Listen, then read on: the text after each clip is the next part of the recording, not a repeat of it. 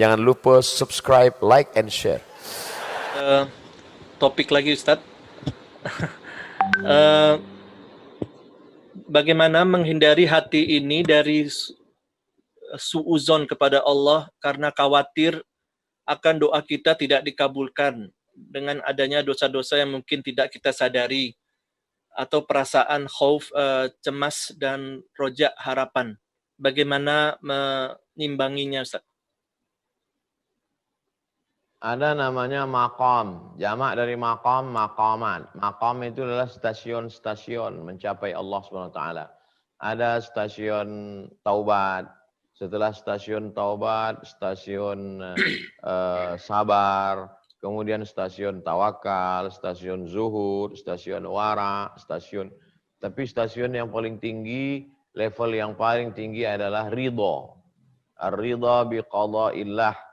Ridha menerima keputusan Allah Subhanahu wa taala.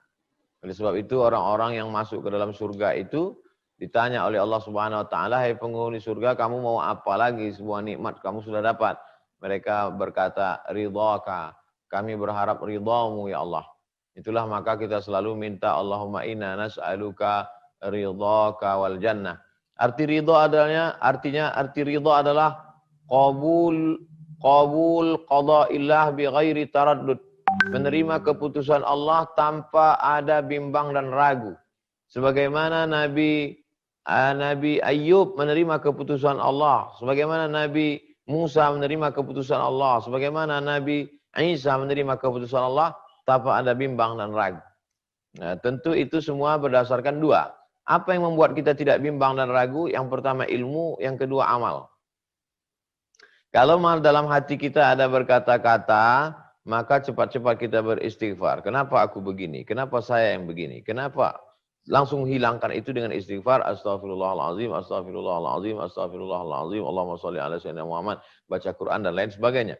Perbanyak ilmu tauhid, akidah tentang Allah Subhanahu wa taala, bahwa Allah tidak akan mungkin membebani kita lebih dari kemampuan kita, bahwa Allah Maha tahu, Dia menciptakan kita, Dia menghidupkan kita, Dia mematikan kita. Pertama ilmu. Yang kedua adalah amal. Kadang ilmu ini hanya sampai ke otak saja. Tapi amal dia sampai ke hati, Allah sendiri yang akan menolong. Maka dengan memperbanyak amal-amalan sunat, sholat duha, sholat tahajud, sholat witir, sholat sunat wudu, sholat sunat taubat, sholat sunat hajat, istighfar, sholawat, tasbih, tahmid, takbir, tahlil.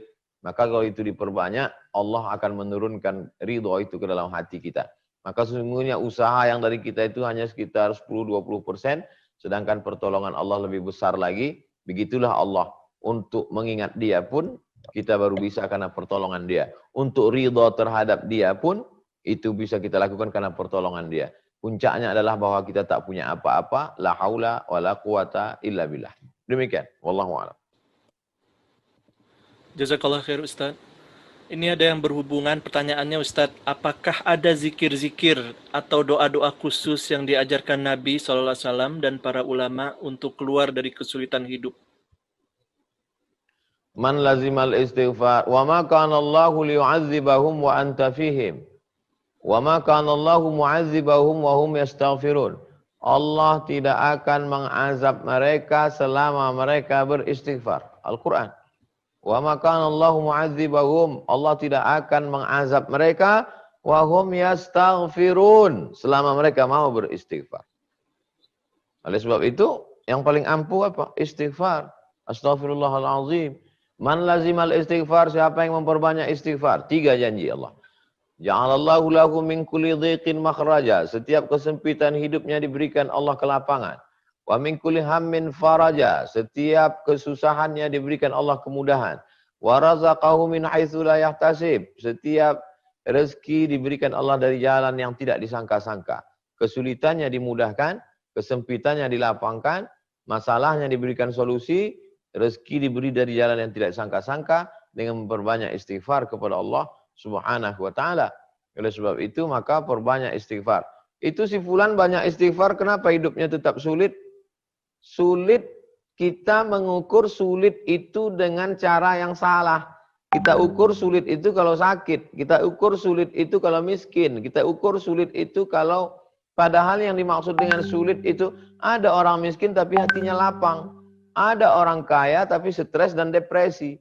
Ada rakyat jelata tapi dia masih sempat beribadah. Ada penguasa tapi sholatnya tinggal, puasanya tinggal. Lalu sebenarnya yang dalam kesulitan itu siapa? Maka sebenarnya mereka dalam kesenangan. Tapi cara pandang kita, lagi-lagi mindset itu yang perlu diluruskan. Jadi kalau kita beristighfar, maka saat senang kita pakai kesenangan itu untuk mengingat Allah. Kalau punya harta dipakai ke zakat, wakaf, sedekah. Kalau punya jabatan, kekuasaan dipakai menolong agama Allah. Itulah yang dimaksud dengan orang berada dalam kesenangan.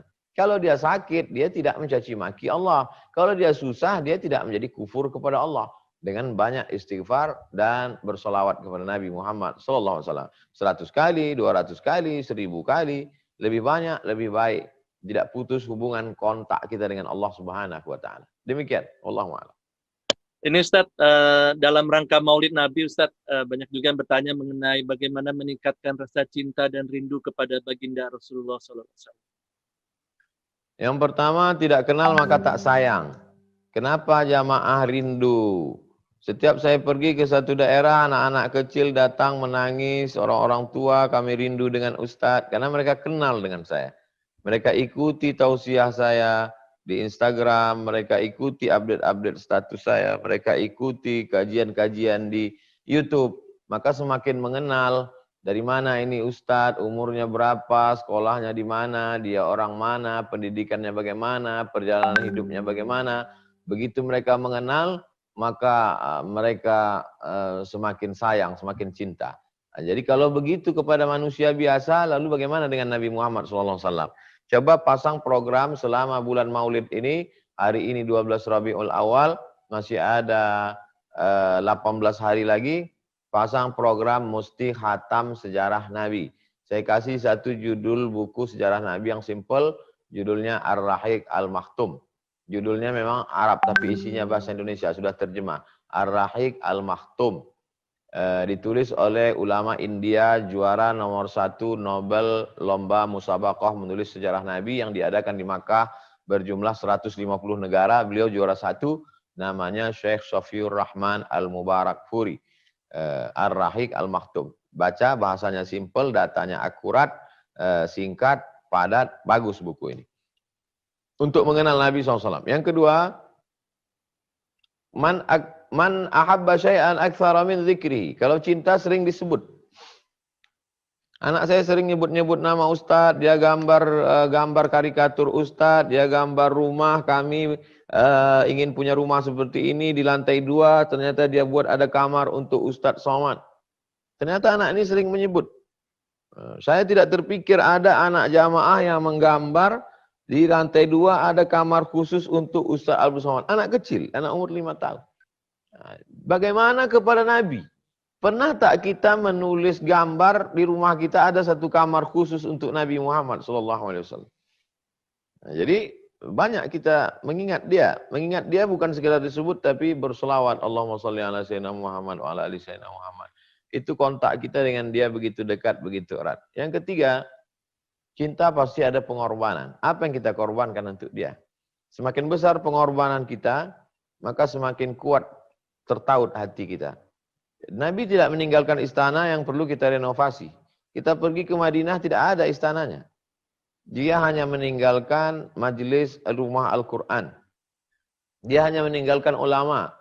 Jadi kalau di kampung kita ada ulama, kita datang, kita support dakwahnya.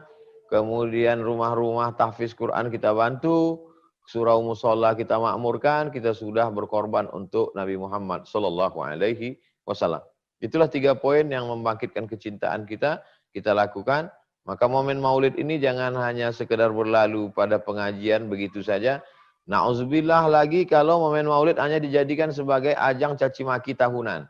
Setiap musim Maulid, mulailah caci maki, Maulid bid'ah, Maulid.